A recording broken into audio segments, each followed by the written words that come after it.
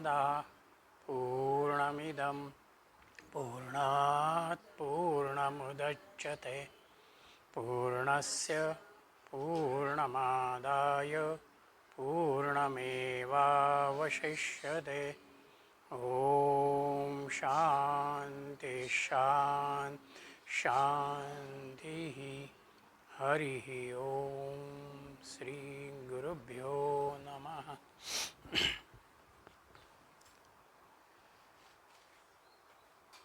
8 मंत्रांपर्यंत आपण आलेलो आहोत. पहिल्या मंत्रामध्ये ज्ञानमार्गानं ध्यानमार्गानं जाणारी भूमिका ऋषींनी दिली. दुसऱ्या मंत्रामध्ये कर्माचा विचार आम्हाला दिला.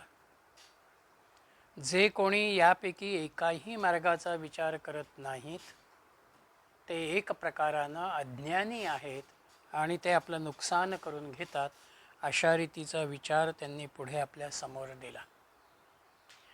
आणि मग जो आनंद मला प्राप्त करायचा आहे त्या आनंदाचं स्वरूप काय आहे, आत्म्याचा विचार जो मी वारंवार म्हणतो आहे तो आत्मा कसा आहे त्याचा विचार आपल्या समोर त्यानंतर आलेला आहे. आत्म्याचे अनेक गुण त्यांनी दिलेले आहेत.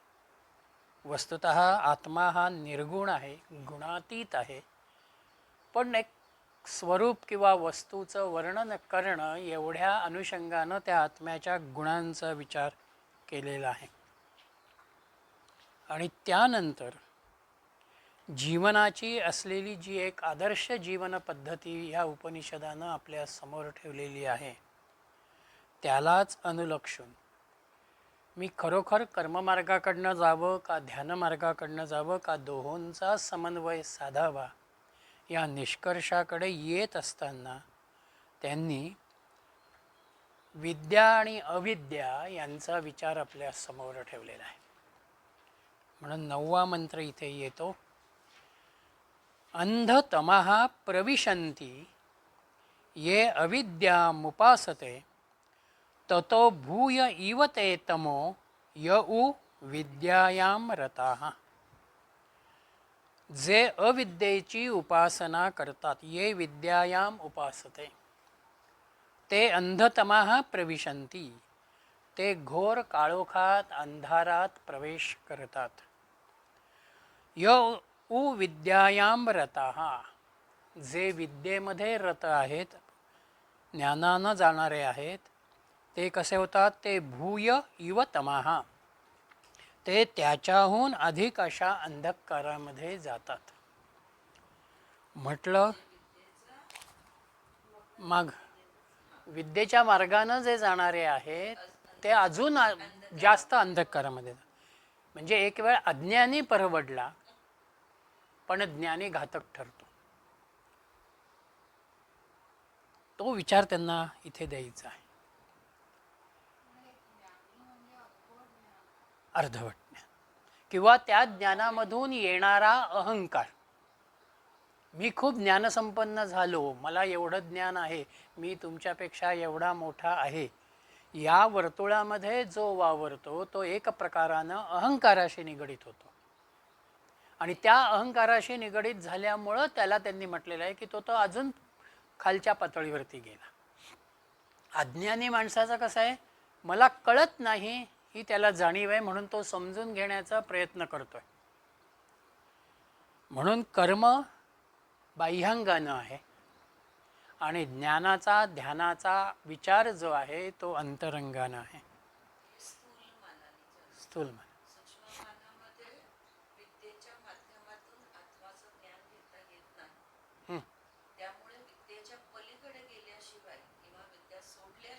हो.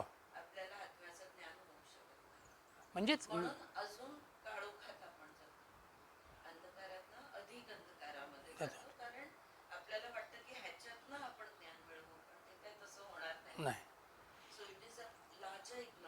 हा, म्हणून त्यांनी इथे विद्या आणि अविद्या हा भाव वापरलेला आहे.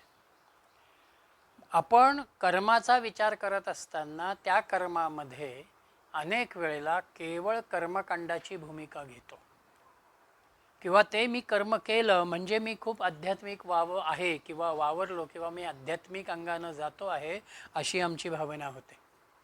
म्हणून माझी पूजा अर्चा असेल, माझी व्रतवैकल्य असतील, माझ्या तीर्थयात्रा असतील, मला सत्संगाचं जाणं असेल, हे केवळ एक बाह्यांगानं कर्म म्हणून मी करतो. त्या कर्मातून मी माझ्या आत्मिक विकासाच्या किंवा आनंदाच्या दृष्टीने काय प्रगती करतो, हा जो आत्मविचार आहे, हे जे माझं मीच सिंहावलोकन करणं आहे, ते अनेक वेळेला होत नाही. म्हणून इथे त्यांनी अंधतमाहा शब्द वापरलेला आहे. अंधतमाहा प्रविशंती. आपल्याला भौतिक जीवनामधली येणारी जी दुःख आहे, ती होणारे आपले अपमान आहेत किंवा मनाची उदासीनता आहे, हा एक प्रकारानं आमच्यामध्ये त्या सगळ्या परिस्थितीला समजून घेणारा विचार नाही. हे का घडलं, याच्यामध्ये माझा दोष किती आहे किंवा माझा दोष नसला तरीसुद्धा परिस्थितीनं मी या ठिकाणी कसा आलेलो आहे, हा जो विचार आहे, हा एक प्रकारानं अविद्येच्या अंगानं आमच्या समोर येतो. जर मी परिस्थितीला समजून घेतलं तर कदाचित माझ्यामधला संघर्ष कमी होत जातो. माझ्या विचारांची दिशा बदलते आणि ती दिशा बदलल्यामुळं मला अधिक सहजता येते. ज्याला हेकेखोरपणा म्हणावा किंवा ज्याला आपल्याच विचारांशी घट्ट राहणं ज्याला आपण म्हणतो, ती ज्या वेळेला भूमिका येते त्यावेळेला कुठेतरी संघर्षाचा भाग येतो. आपण जर लवचिक स्वतःला राहिलं, बट ठीक आहे, मी 2 पावलं मागे येतो, तर तुमचे प्रश्न जीवनातले असे अनेक असतात की जे सहजपणानं सुटू शकतात किंवा त्याचा फारसा विचार न करणारी भूमिका तुमच्यामध्ये येत गेली तर तुम्ही ते विसरून सुद्धा जातात. म्हणून अंधतमाहामध्ये भौतिक जीवनाच्या अनुषंगानं येणारी दुःख, निराशा, याच्यामधून जो भाव आपल्यामध्ये येतो, तो शब्द त्यांनी त्या अनुषंगानं वापरलेला आहे. आणि ये अविद्या उपासते. विद्येमध्ये अनेक शास्त्रांचं ज्ञान आम्हाला आहे, अनेकविध विषय आमच्या समोर आहेत. त्या विषयांना अनुलक्षून आम्ही ते ज्ञान प्राप्त करत जातो. काहींना हा विषय आत्मसात करतात, तो विषय आत्मसात करतात, या क्षेत्रात काम, त्या क्षेत्रात काम, एका पाठोपाठ एक त्यांचं चालूच असतं. पण ह्या सगळ्यांमध्ये इथे त्यांनी त्याच्याही पेक्षा घोर अंधारात जातात. याचं कारण असं की हे सगळं आत्मसात करत असताना आमच्यामध्ये कुठेतरी एक अहंकार येतो, मीपणाची वृत्ती येते. आणि ही मीपणाची वृत्ती तुमच्यामधल्या नम्रतेला, तुमच्यामधल्या विनयशीलतेला बाजूला करते. आणि दुसरा एक भाग साधनेच्या अनुषंगानं येणारा की ज्याला आपण सिद्धींची प्राप्ती. आम्हाला एका विशिष्ट पद्धतीनं आमचं जीवन आम्ही व्यतीत करत असलो, साधना करत असलो, उपासना करत असलो, तर तिथे तुम्हाला काही सिद्धी या हळूहळू प्राप्त होत जातात. आणि ह्या सिद्धी प्राप्त व्हायला लागल्यानंतर तुम्हाला असं वाटतं की मी इतरांच्या पेक्षा काहीतरी वेगळा आहे.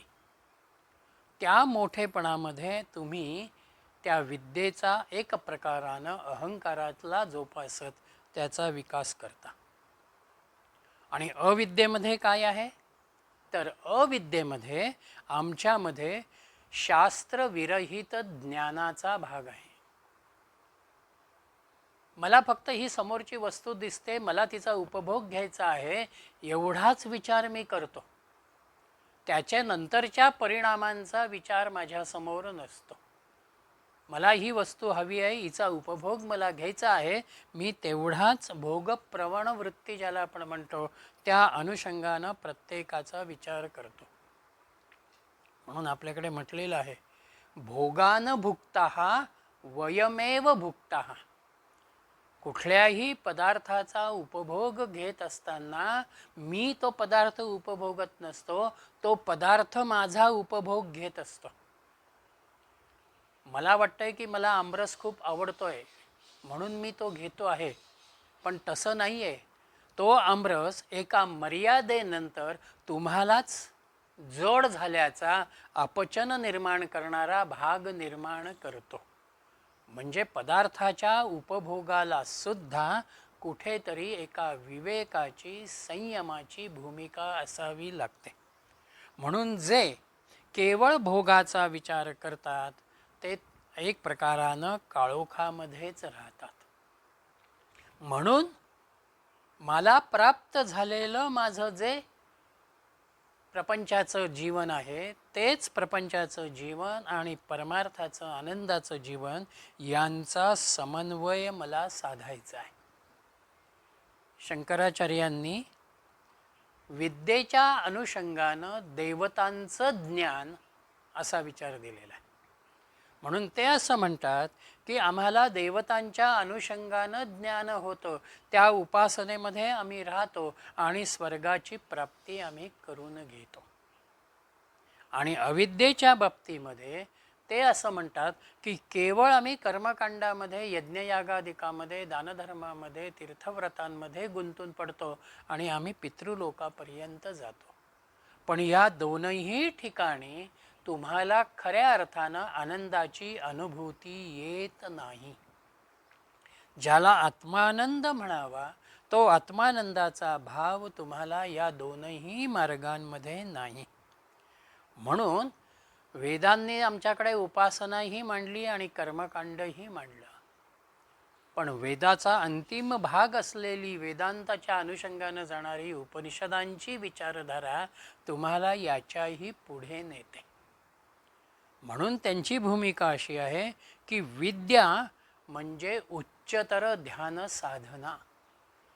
मी माझ्या उपास्य देवतेशी, माझ्या सद्गुरु तत्वाशी मी अधिकाधिक एकाग्र होत राहणं, अधिकाधिक समर्पित होत राहणं, हा भाव विद्येच्या अनुषंगाने येतो. आणि अविद्या म्हणजे या मार्गामध्ये मी वावरत असताना मला त्या ठिकाणी येणारे जे अडथळे आहेत, माझ्यामध्ये लौकिकाच्या, देहाच्या अनुषंगानं निर्माण होणाऱ्या ज्या वासना आहेत, त्या वासनांची निवृत्ती करणं, त्यांना हळूहळू मी कमी करत नेणं, हा भाग अविद्येच्या अनुषंगानं आहे. म्हणजेच इथे एक प्रकारानं कळणं आणि न कळणं ह्या दोनही अवस्था आत्मज्ञानाच्या पार्श्वभूमीवरती बाधक आहेत, हे ऋषींना इथे मांडायचं आहे. न कळण्यामध्ये तुमचं पूर्ण अज्ञानच आहे. म्हणून तुम्हाला काहीतरी कळायला हवं आहे. सूर्याच्या जवळ रात्रही नाही आणि दिवसही नाही, तो अखंड प्रकाशमान आहे. आत्म्याचा विचार करत असताना, आनंदाचा विचार करताना तो अखंड विद्यमान आहे. म्हणून प्रत्यक्ष भगवंताला अनुलक्षून, परमात्म तत्वाला अनुलक्षून जाणणं काय आणि नेणणं काय या दोनही अवस्था नाहीत. म्हणून त्या हरिपाठातही ज्ञानदेवांचे शब्द आहे, तुझं सगुण म्हणू की निर्गुण आहे. तो सगुणही नाही आणि तो निर्गुणही नाही, त्या दोघांच्या पलीकडचा आहे. जाणणं आणि नेणणं याच्याही पलीकडे जाणारा भाव आहे. देहाचा विचार करताना आम्हाला मानवी जीवनामध्ये ज्ञानाचा आणि अज्ञानाचा विचार येतो. पण हे ज्ञान आणि अज्ञान आम्ही भौतिकाच्या अनुषंगानं घेतो. आत्माच्या अनुषंगानं मी भगवंताला विसरणं किंवा त्याचा विचारच न करणं ही अज्ञानाची भूमिका आहे. आणि अभिमानामध्ये मी त्या भगवंताला विसरणं की मीच सगळं करतो आहे, हा भाव ज्या वेळेला माझ्यामध्ये येतो, खरं तर माझ्यातली सगळी शक्ती त्याची आहे, त्याचं प्राणतत्व आहे म्हणून मी काम करतो आहे, हा विचार न करताना मी केलं, हा ज्ञानाचा अहंकार माझ्यामध्ये आहे, म्हणून मी त्या ठिकाणी भगवंताला विसरतो. म्हणून विसरणं आणि ज्ञानामध्ये, अहंकारामध्ये राहणं आणि विसरणं हे दोनही अंधतमाच्या भूमिकेमधले आहेत. एक प्रकारचा हा आंधळेपणा आहे.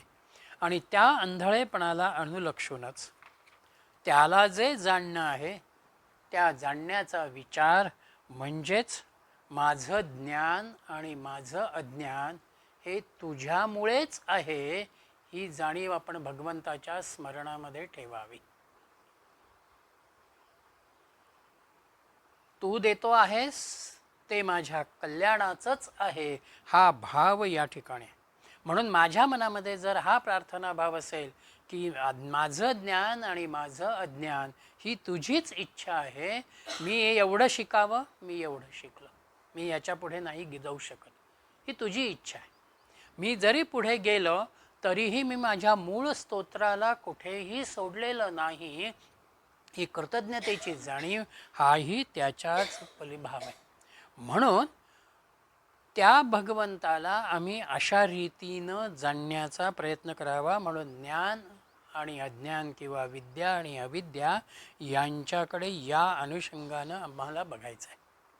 आणि हे बघत असताना पुढे त्यांनी या विद्या आणि अविद्येच्या फळाचाही विचार दिला.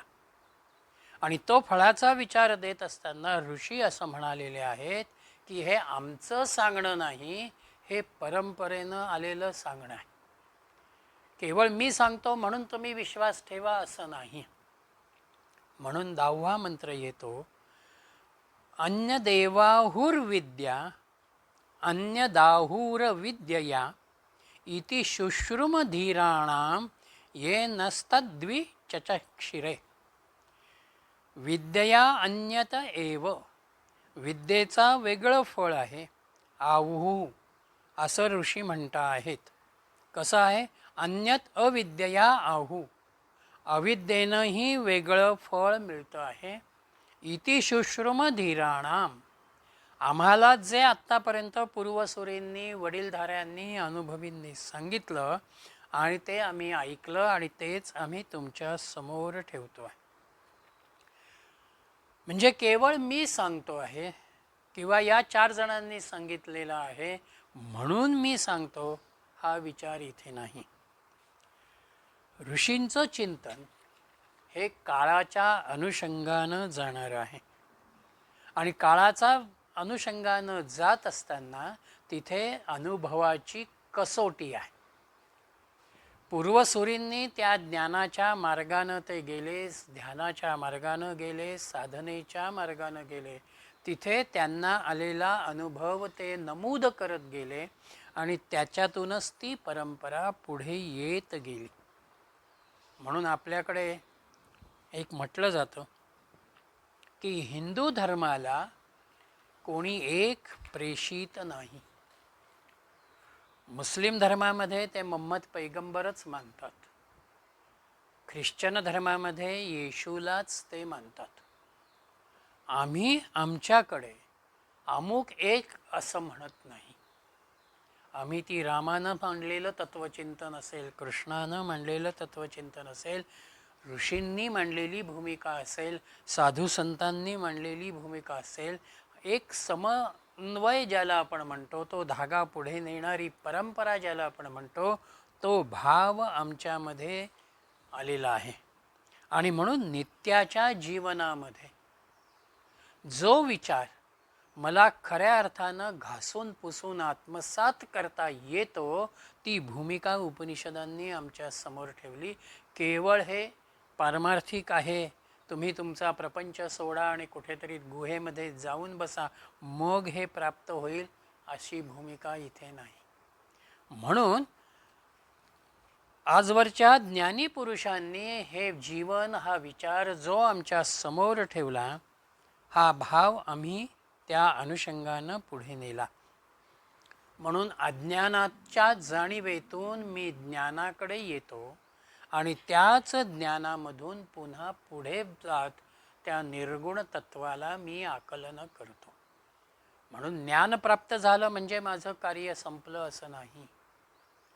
ज्ञानातूनही अहंकार निर्माण न होताना मला पुढे जायचं आहे, तेव्हाच ते परमतत्व मला मिळेल.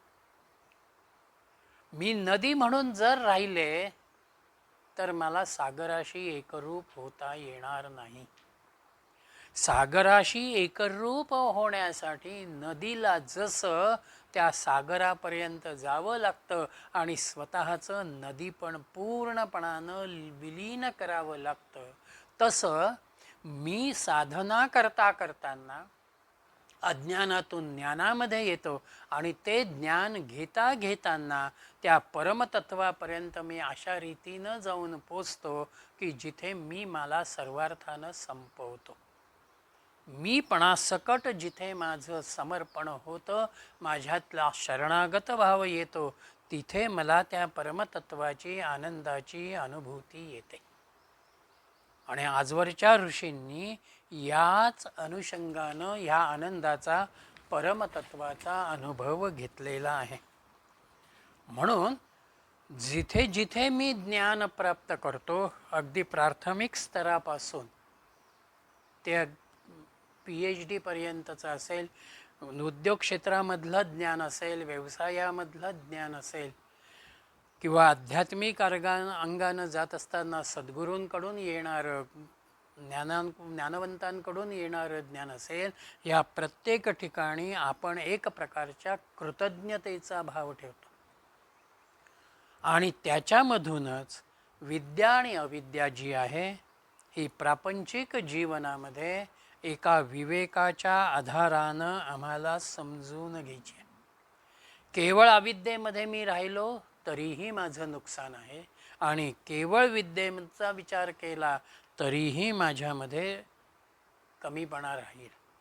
म्हणून त्या दोघींना मला समजून घ्यायचं आहे आणि ते समजून घेण्यासाठीच त्यांनी 11व्या मंत्रामध्ये त्याचा येणारा जो विचार आहे, येणारी जी अनुभूती आहे, ती आपल्या समोर ठेवलेली आहे.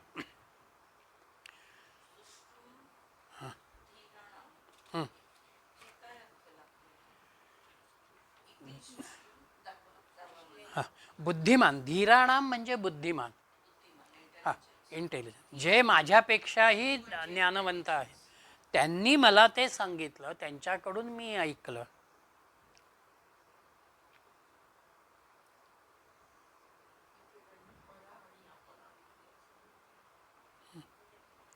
ते आता विद्या, अविद्या, ज्ञान, अज्ञान, परा आणि अपरा विद्या, हे सगळे शब्द त्या उपनिषदांमध्ये काही ठिकाणी तुम्हाला येतात. त्यातल्या विषयाच्या प्रतिपादन, त्या सगळ्यांचा अर्थ शेवटी एकच येतो. त्याला तुम्ही कोणताही शब्द वापरा, विद्येला ज्ञान म्हणा, अपरा विद्येच्या अनुषंगाने एकाच अर्थानं जाणारे हे सगळे शब्द आहेत. हां हां अनुभवातून विचक्षण.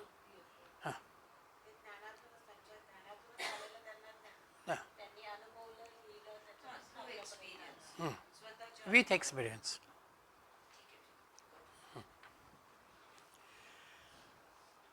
11व्या मंत्रामध्ये ते असं म्हणत आहेत की ह्या दोघांचाही एक परस्पर संबंध आहे.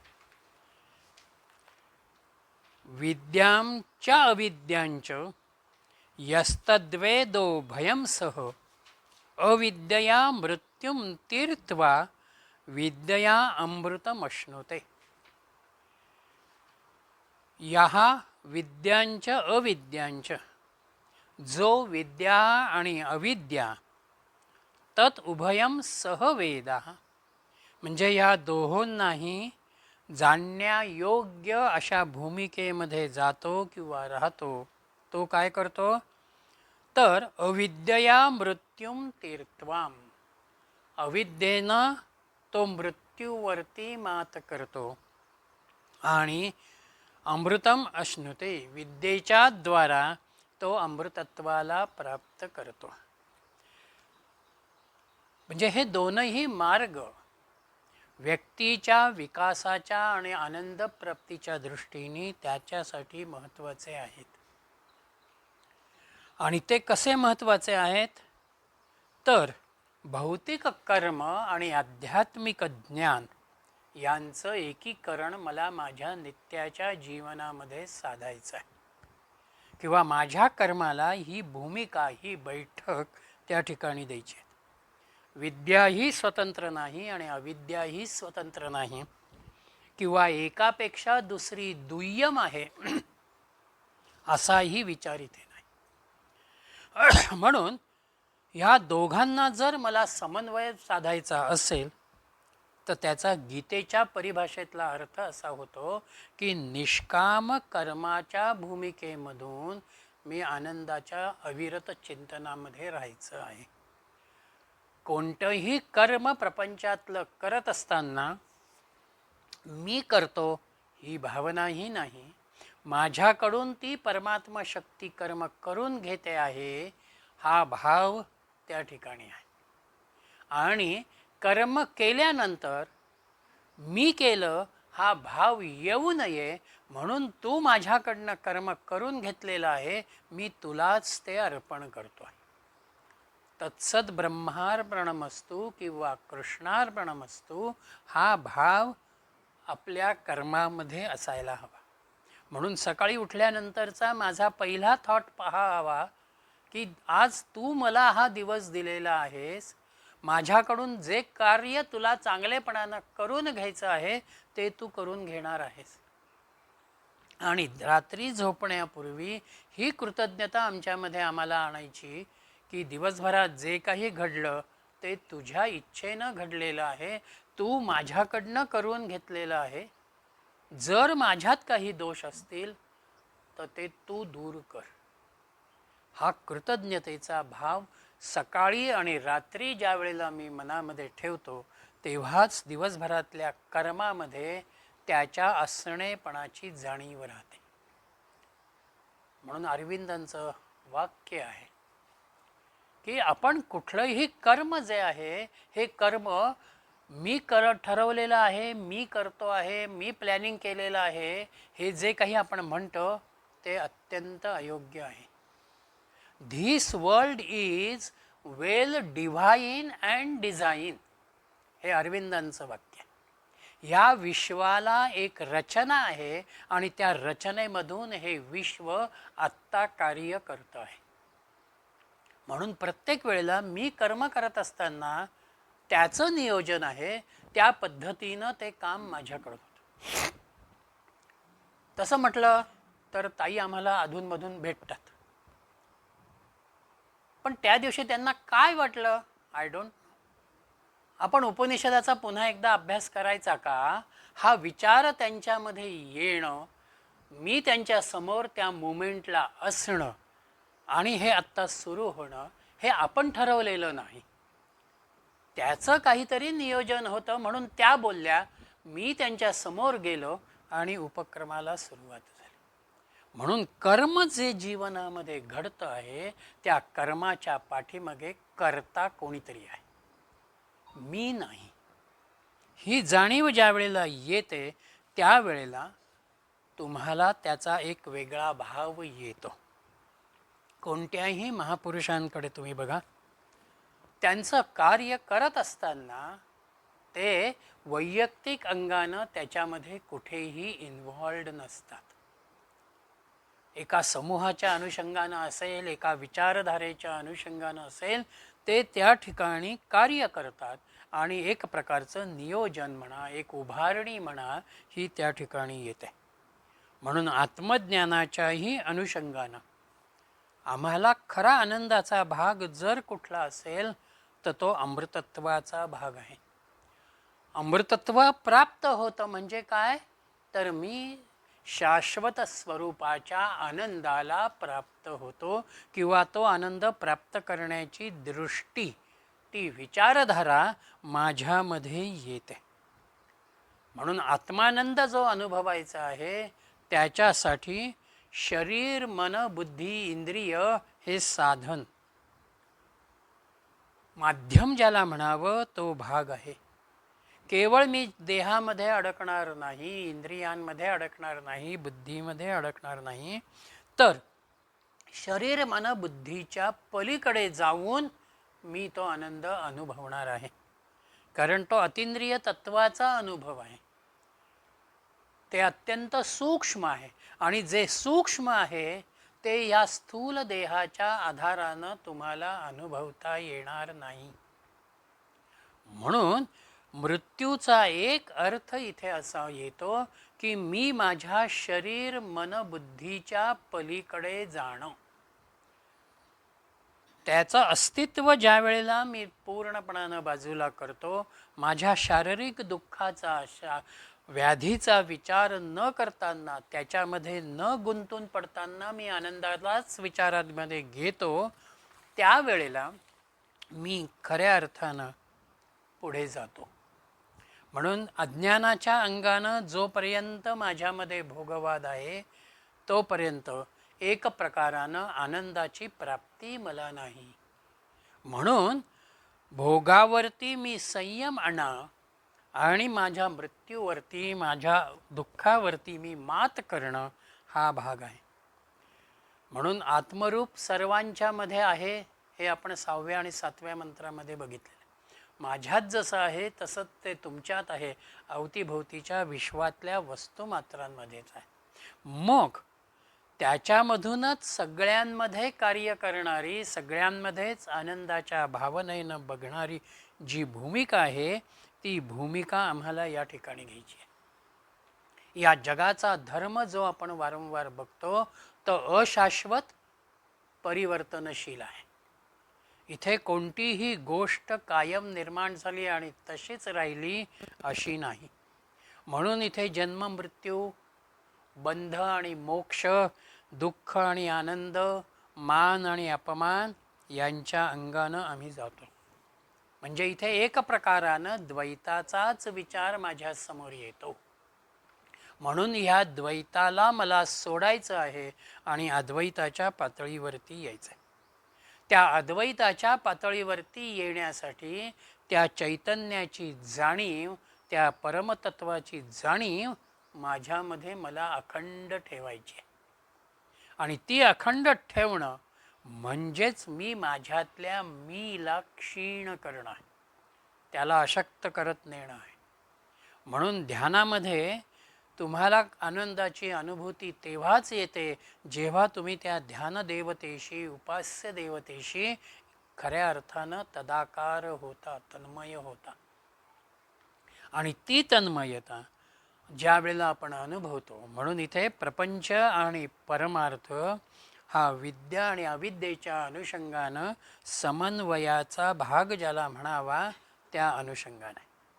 म्हणून हा 10वा मंत्र आधीचा आणि आत्ताचा 11वा मंत्र यांचं एकत्रित भूमिका जर लक्षामध्ये घेतली तर तिथे मानवी ज्ञानाचे 2 भाग आपल्या समोर येतात. एक दृश्याचं ज्ञान आणि दुसरं अदृश्याचं ज्ञान. दृश्याच्या ज्ञानामध्ये काय आहे? मी देहाच्या अंगानं जे वावरतो आहे, देहाला आवश्यक असलेल्या सोयी सुविधांचा विचार मी करतो आहे, तो सगळा भाग तिथे येतो. आणि त्याचबरोबर अशाश्वताची अनुभूतीही मी तिथे घेतो आहे. म्हणून स्थूल देहामध्ये, दृश्याच्या ज्ञानामध्ये एक प्रकारानं अशाश्वताची येणारी अनुभूती लक्षामध्ये घेत आपण येणाऱ्या प्रसंगांना, येणाऱ्या घटनांना समजून घेत आपलं दुःख आपण हलकं करतो. जे कुठेतरी मी स्वतःलाच सावरतो, स्वतःचीच एक भूमिका मी निर्माण करत नेतो. म्हणून जीवनामध्ये येणारे आपल्या प्रत्येकाचे संबंध कसे आहेत? तात्कालिक आहेत. 2 ओंडक्यांची होते सागरात भेट, एक लाट तोडी दोघा पुन्हा नाही गाठ. म्हणताना आम्ही कितीही असलो तरी शेवटी प्रवासामधला शेजारचा प्रवासी जसा एका मर्यादित वेळेपुरता माझ्या शेजारी आहे, तसं जीवनातलेही आपले सगळे संबंध एका मर्यादेशी निगडीत आहे. हे ज्ञान ज्या वेळेला मला होतं त्यावेळेला ती व्यक्ती माझ्या जवळ असली काय, माझ्यापासून लांब गेली काय, माझ्यामध्ये भाव वेगळा येत नाही. We accept it. आणि म्हणून दृश्याच्या ज्ञानामधून माझ्यामधल्या अशाश्वत विचारांचा मी मृत्यू करणं आहे. अशाश्वताचं ज्ञान लक्षामध्ये घेत हे जाणारच आहे हा भाव लक्षात घेत त्याला ॲक्सेप्ट करत मी माझ्या जीवनाकडे बघणे. आणि अदृश्याच्या ज्ञानामध्ये पूर्णपणानं आत्मज्ञानाचा विचार आहे, आनंदाचा विचार आहे. मी माझ्या स्वला किंवा मीला खऱ्या अर्थानं शोधणं आहे. म्हणून आत्मज्ञानी पुरुषांची संगत, सत्संग, मग तो व्यक्तीचा असू दे, ग्रंथांचा असू दे, आम्ही जो अशा अर्थानं अनुभवतो की त्या सत्संगामध्ये गेल्यानंतर आम्हाला आमच्यामधल्याच आनंद स्वरूपाची ओळख होते, ती जाणीव होते. म्हणून जगाचं ज्ञान तुमचा प्रपंच यशस्वी करेल, पण आत्मज्ञान जे आपण ग्रहण करतो, आत्मसात करतो, त्यानं तुम्ही समाधानाची आणि आनंदाची प्राप्ती करा. म्हणून जगाच्या व्यवहारातही मला वावरायचं आहे आणि आनंदी जीवनही मला प्राप्त करायचं आहे. यासाठी विद्या आणि अविद्या ह्या मला दोन्हीही समजून घेता आल्या पाहिजेत. त्याप्रमाणे माझी जीवनाची दृष्टी मला निर्माण करता आली पाहिजे. म्हणून पुढे 12वा मंत्र त्यांचा आहे, अंधतमः प्रविशन्ति ये संभूतिम उपासते तो भूय इव ते तमो येऊ संभूत्याम रताः. आता इथे अविद्या आणि विद्येच्या अनुषंगानं त्यांनी दोन वेगळे शब्द आणले, अर्थ तोच आहे, संभूती आणि असंभूती. जे अव्यक्त ब्रह्माची म्हणजेच कारण ब्रह्माची उपासना करतात ते घोर अंधकारात प्रवेश करतात, आणि जे कार्य ब्रह्मामध्ये राहतात ते त्याहूनही घोर अंधकारात प्रवेश करतात. 9, 10 आणि 11 या 3 मंत्रांमधलाच विचार तुम्हाला पुन्हा 12, 13 आणि 14 मध्ये रिपीट झालेला शब्द फक्त तिथे बदललेले तुम्हाला अनुभवाला त्या ठिकाणी येतील. उद्देश एकच आहे की विद्या अविद्येची, ज्ञान अज्ञानाची संकल्पना आपल्यासमोर अधिक स्पष्ट व्हावी. ज्ञानश्रेष्ठ का भक्तिश्रेष्ठ असं अनेक वेळेला विचारलं जातं, परंतु यातला कोणीही एक श्रेष्ठ नाही. हे दोघंही एकाच पातळीवरचे आहेत. ज्याला ज्या मार्गानं जावंसं वाटतं त्या मार्गानं त्यानं ते जावं, आणि ते जात असतानाही केवळ ज्ञानाचा विचार जर मी केला आणि माझ्या अंतःकरणामध्ये भक्तीचा, प्रेमाचा भाव नसेल तर ते ज्ञान मला कर्मठतेकडे नेतं. मग माझं प्रत्येक कर्म त्या कर्मठ वृत्तीनं होत राहतं, आणि मी भक्ती करत असतानाही कोणाची उपासना करतो आहे, कोणाला माझ्या ध्येयाच्या अनुषंगानं समोर ठेवलेलं आहे, हा विचार जर माझ्यामध्ये नसेल तर आमची भक्ती ही सुद्धा एक प्रकारानं अज्ञानजन्य भक्ती होते. म्हणून मग कोण म्हणतं तुम्ही सोमवारी महादेवाला जा, मग मी सोमवारी महादेवाला जातो, मंगळवारी गणपतीला जातो, बुधवारी व्यंकटेशाला जातो, गुरुवारी दत्ताला जातो.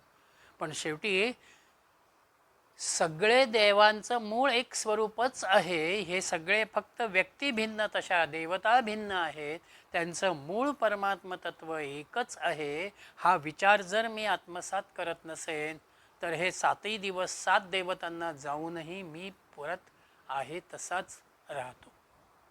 म्हणून त्यांना इथे तो विचार आहे की सगुण महत्त्वाचं का निर्गुण महत्त्वाचं. ज्या वेळेला आम्ही अशाश्वताची उपासना करतो, केवळ भोगामध्ये गुंतून पडतो, तेव्हा एका प्रकारानं दुःखाचाच विचार आमच्या समोर येतो. आणि म्हणून इथे त्यांनी अव्यक्त आणि कारण ब्रह्म म्हणजेच असंभूती असा विचार या ठिकाणी दिलेला आहे. ज्याला विद्येचा भाव येतो, हा विचार त्या ठिकाणी. या विश्वामधला कोणताही पदार्थ जे कार्य करतो त्याच्या पाठीमागे काहीतरी कारण असतं. कारणाशिवाय क्रिया घडत नाही. म्हणून आमच्या कर्मासाठी, आमच्या क्रियेसाठी ते जे ब्रह्म आहे ते मुळात कारण ब्रह्म आहे. त्या कारण ब्रह्मामधूनच कार्य ब्रह्माचा विचार येतो. त्याला या ठिकाणी त्यांनी संभूती किंवा सगुणाच्या अनुषंगानं जाणारा व्यक्त होणारा भाव हे शब्द या ठिकाणी त्यांनी वापरलेले आहेत.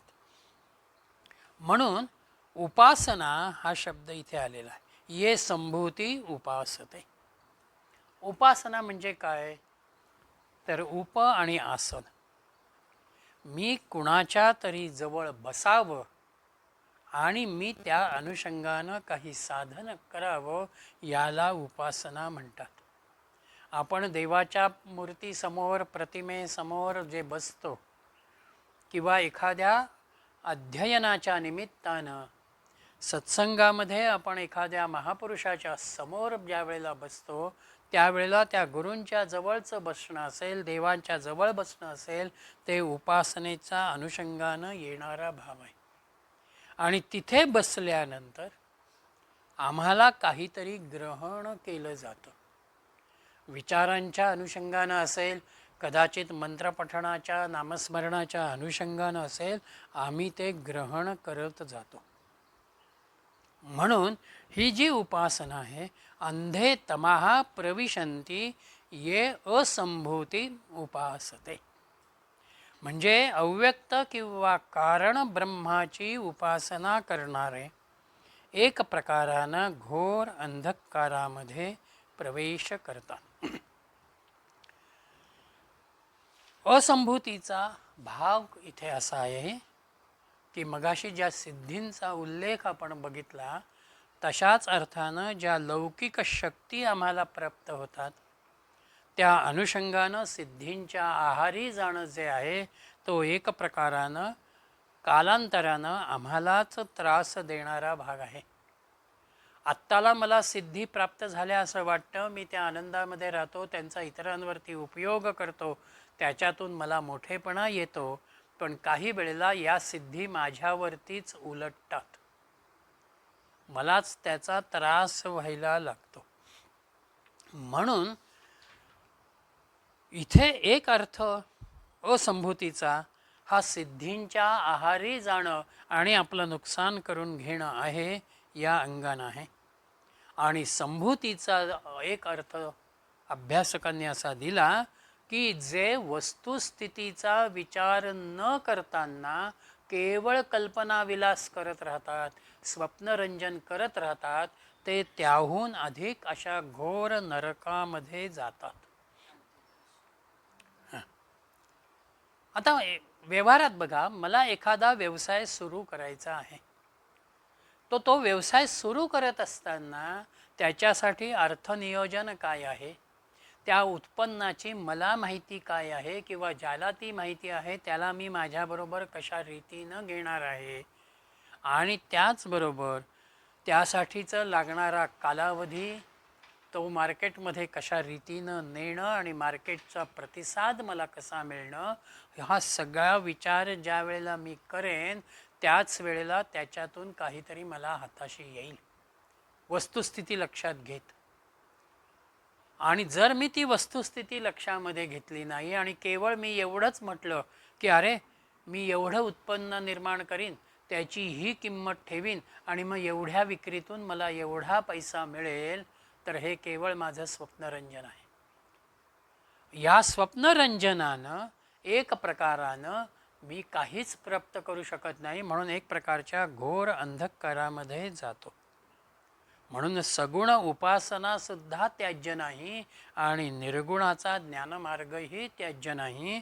सगुण आणि निर्गुण, व्यक्त आणि अव्यक्त, कारण ब्रह्म आणि कार्य ब्रह्म, संभूती आणि असंभूती यांचा समन्वय आम्हाला साधायचा आहे. म्हणून मी देहामध्ये गुंतणार नाही, पण देहाची उपेक्षाही मी करणार नाही. इतक्या चौकटीमध्ये मी या देहाकडे बघेन आणि ज्ञानाच्या अनुषंगानं त्या ज्ञानस्वरूपाकडे जाणारा भाग हा मी त्यामध्ये ठेवेन. तोच विचार त्यांनी पुढे 13व्या मंत्रामध्ये घेतलेला आहे. अन्य देवाहु संभवात अन्यदाहुर असंभवात इति शुश्रुमधीराणाम येनस्तद्विचचक्षिरे. कार्यब्रह्माच्या उपासनेनं वेगळे फळ मिळतं असं सांगतात आणि कारण ब्रह्माच्या उपासनेचंही निराळं फळ मिळतात असं सांगतात. हे बुद्धिमान आचार्यांच्याकडून, विचक्षण वृत्तीच्या महानुभावांकडून आम्ही ऐकलेलं आहे. जे आधीच्या श्लोकांमध्ये आणलं तेच पुन्हा एकदा कदाचित विषय अधिक स्थिर व्हावा, पक्का व्हावा या दृष्टीनं आलेला आहे.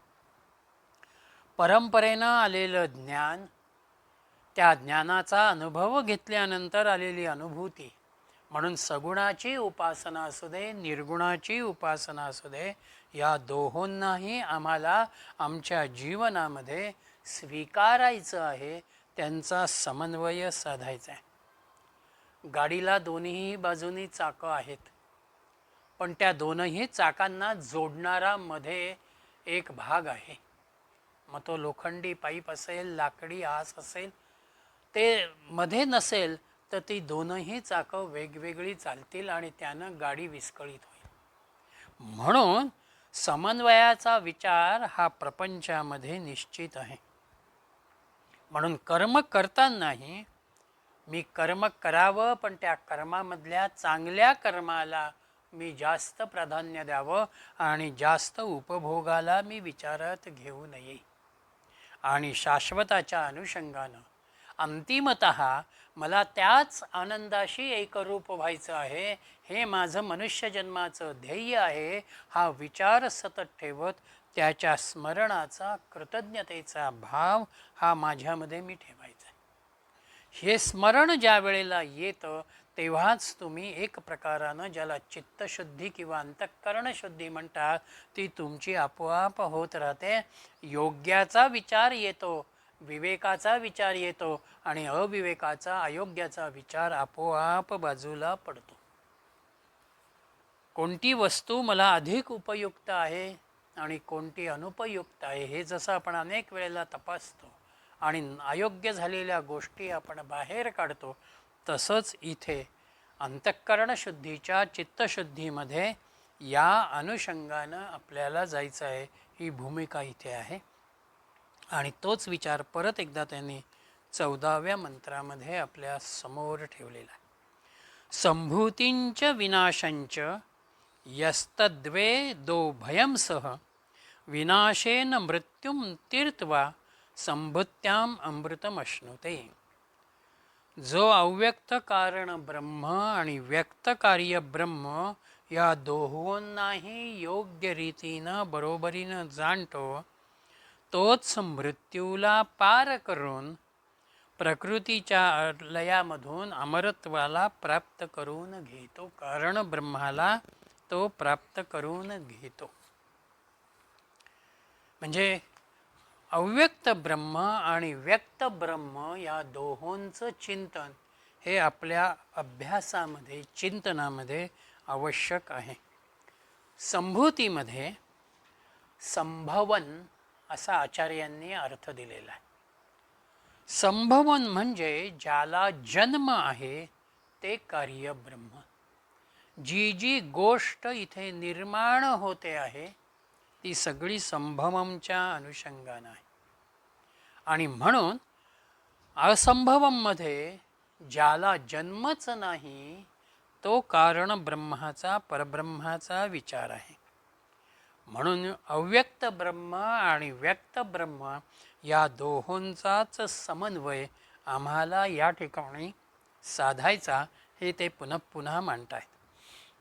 मग हे मांडण्यासाठी खरा विचार केला तर 12, 13 आणि 14 या तीनही मंत्रांमधून त्यांनी आत्म्याचा फार विचार केलेला नाही. त्यांनी विचार केला तो आमच्या उपासनेचा. मला आत्मबोधापर्यंत जायचं आहे, पण त्या आत्मबोधाला जाण्यासाठीचं जे साधन आहे ती साधनाची दृष्टी माझ्या कशी असायला हवी हा भाग या ठिकाणी आहे. आणि म्हणून ती उपासना माझ्यामध्ये स्थिर होण्यासाठी त्यांनी कारण ब्रह्म, कार्य ब्रह्म, निर्गुण आणि सगुण यांचा विचार केला.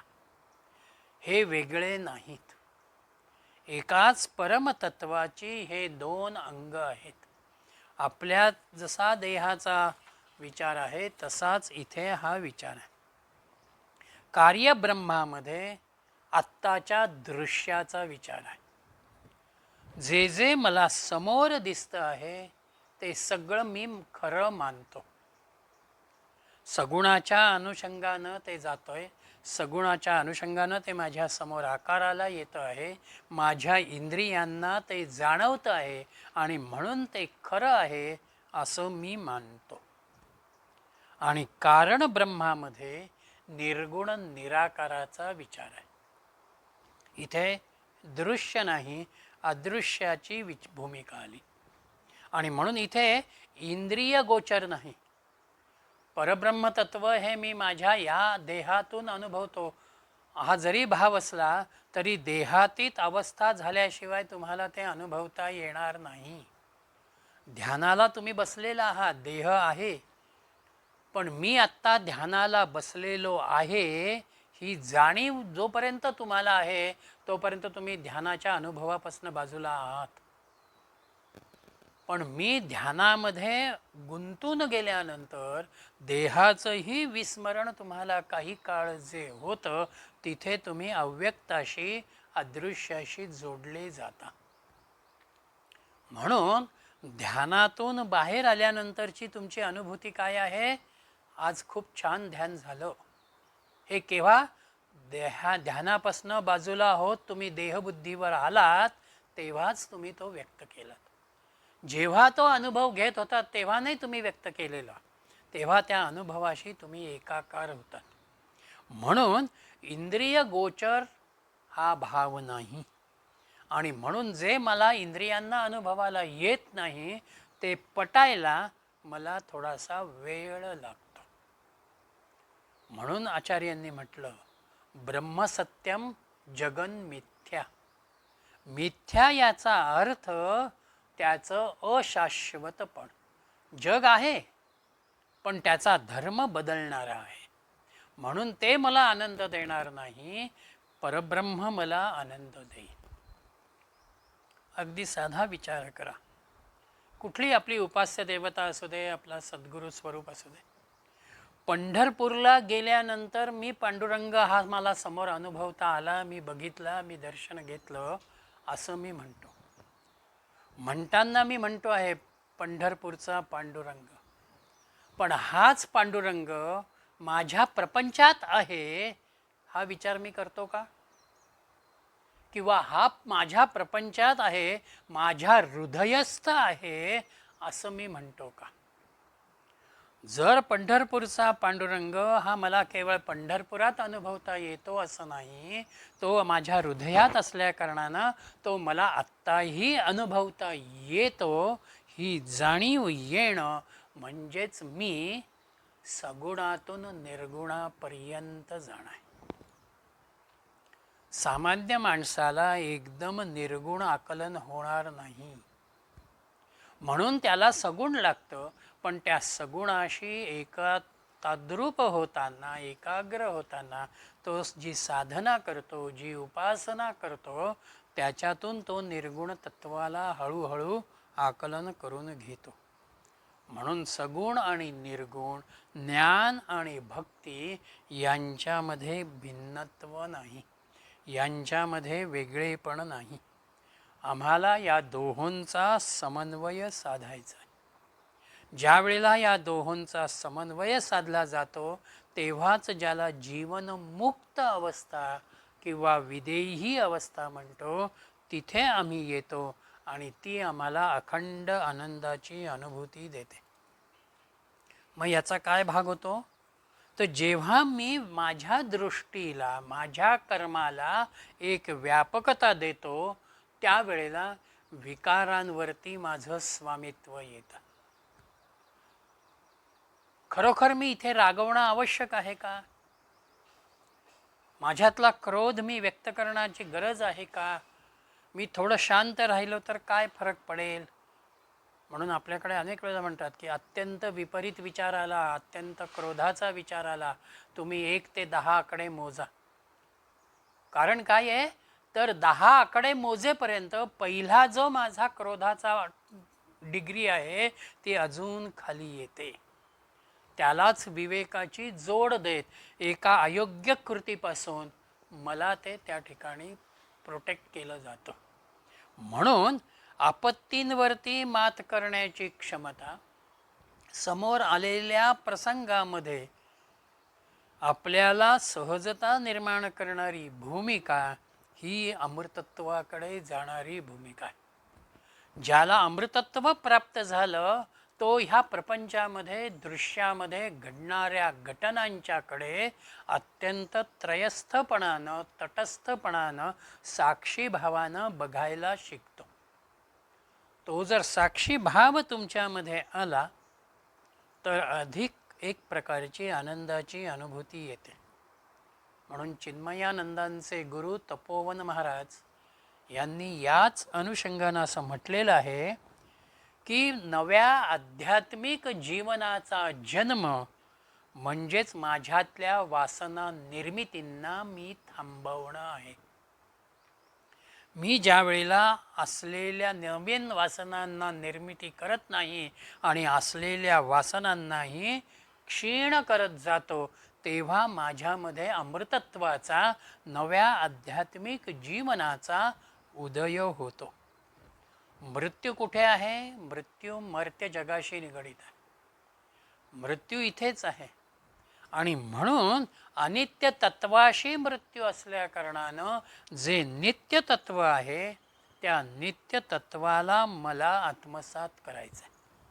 म्हणून कार्यब्रह्मामधून हे विस्तार पावलेलं माझ्या समोरचं दृश्य आहे आणि या दृश्याचा धर्म वर्तुळाकार आहे. जिथून सुरुवात आहे तिथेच पुन्हा ते वर्तुळ पूर्ण होणार आहे.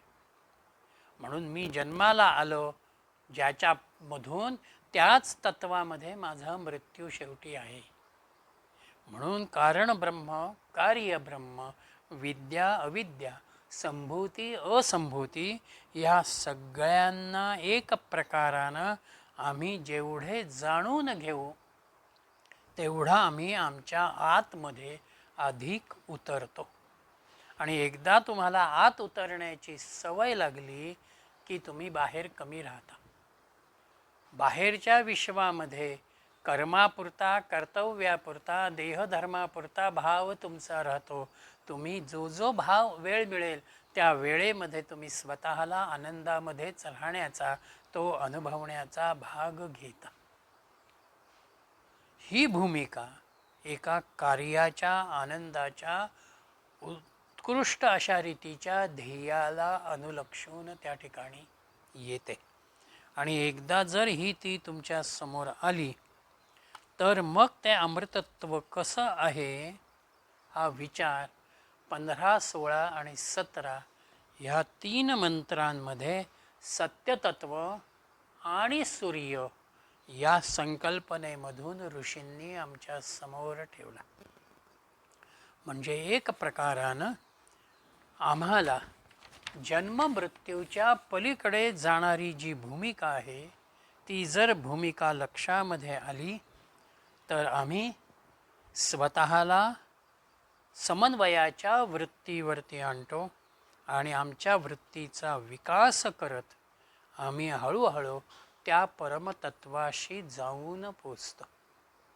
म्हणून तुकारामांचे जे शब्द आहेत, देव पहावयासी गेलो, देव होवोनिया ठेलो. अरे आत्ताला मी बघत असताना तो पांडुरंग आणि मी इथे आहे असं म्हणत मी ज्या वेळेला सुरुवात करतो त्याच्या जवळ गेल्यानंतर तो आणि मी वेगळे राहत नाहीत, एका तत्वावरती येतो, एका अनुभूतीवरती येतो. ती अनुभूती पुढल्या 3 मंत्रांमध्ये आपल्या समोर आहे. हां, 18मध्ये शेवटची एक प्रार्थना आहे. या तत्वात तिथे सत्यतत्वाची अंतिम अनुभूती आहे. सत्य जाणल्यानंतर काय आहे.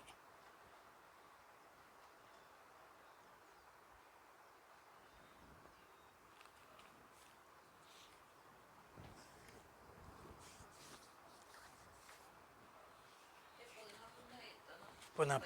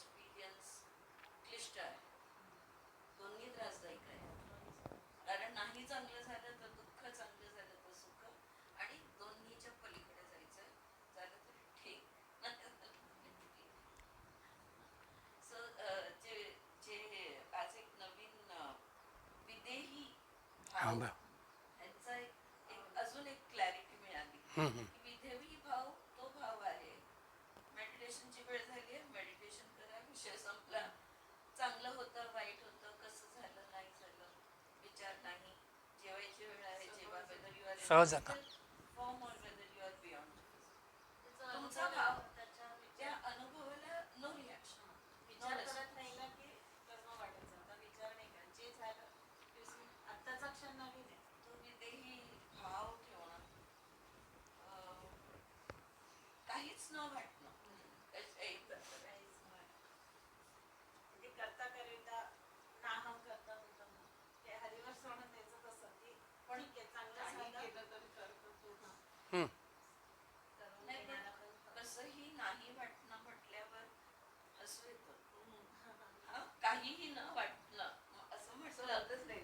होत नाही.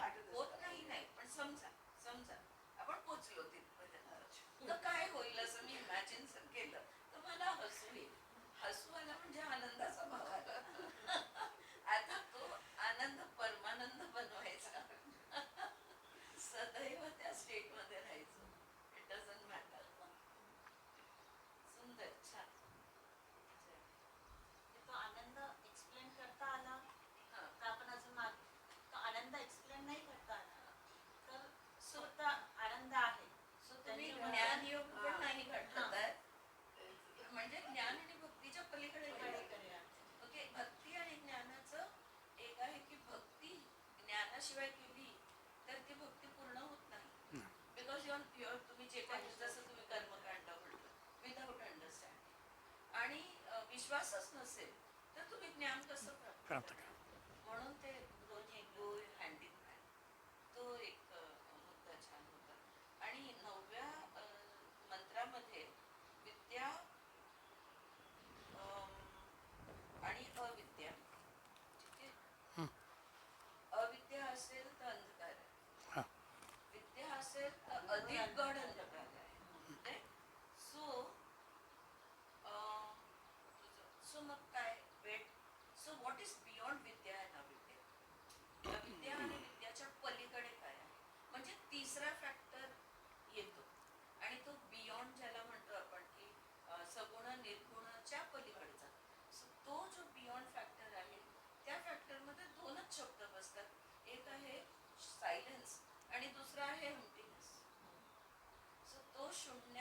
शून्याची व्यवस्था आहे ती. त्याला वर्णनच नाही आहे. म्हणजे त्याला वर्णन नाही.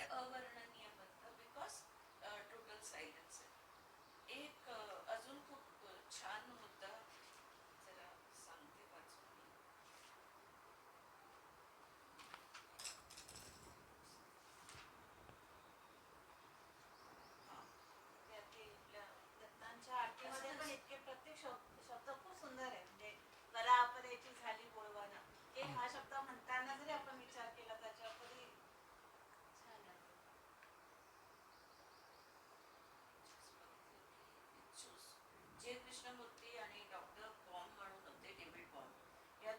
त्यांच्या डिस्कशनमध्ये 3 अवस्था सांगितल्यात त्यांनी, मॅनिफेस्ट, अनमॅनिफेस्ट आणि the ground reality on which manifest and unmanifest both exist. So सगुण निर्गुण हे कशावर तरी आधारित पाहिजे. सो जो तिसरा घटक आहे, दोन्ही ज्याच्यावर आधारित आहेत, तो तिसरा घटक बनतो. And they have use some nice words for it.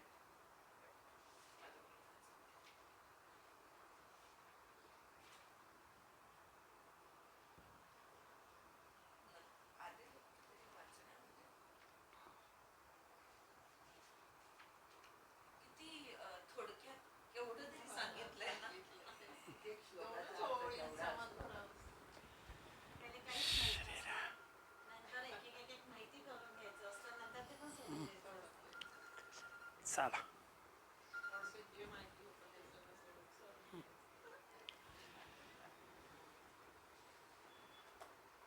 करूया. सापडलं तर उद्या उद्याला बघू, काही अडचण नाही. ओ